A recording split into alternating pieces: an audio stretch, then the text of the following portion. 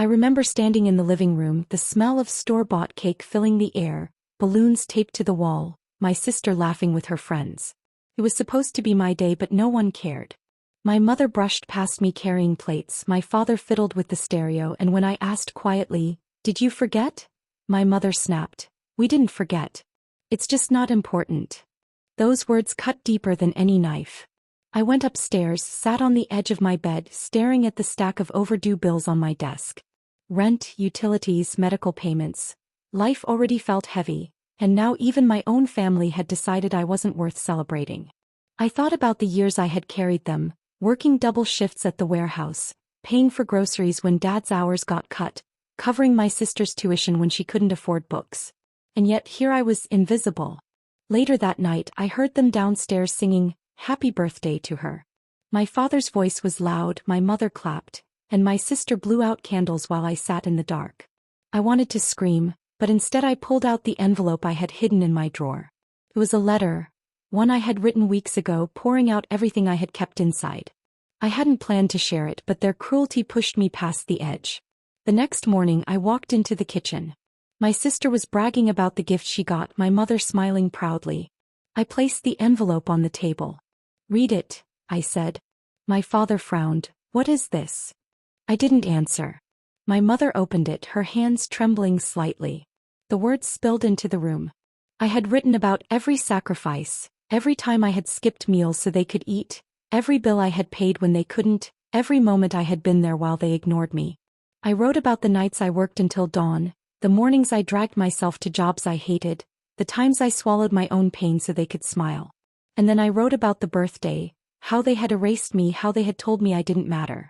Silence fell. My sister's smile vanished. My father's face tightened. My mother's eyes darted around, searching for something to say, but nothing came. The truth was too heavy. I didn't stop there.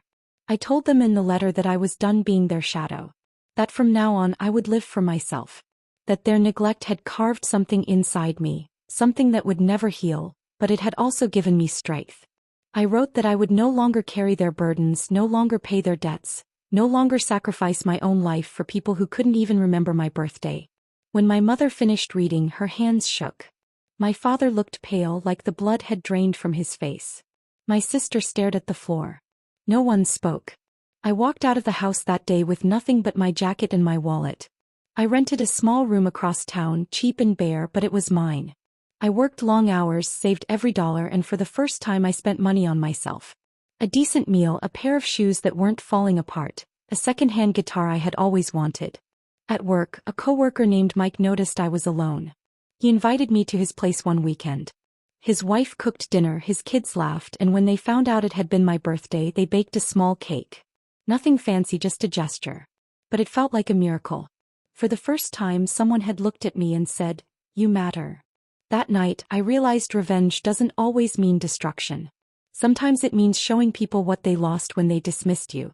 My family had chosen to erase me, but in doing so they erased themselves from my life. The letter was my revenge. It forced them to face the truth, to see the weight of their neglect.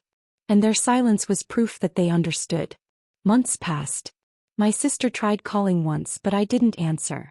My mother sent a text, "We're sorry." I read it, but I didn't reply. I wasn't ready. Maybe I never would be. My father avoided me completely. I built a new rhythm. Work, small joys, quiet evenings. I learned to breathe without their approval.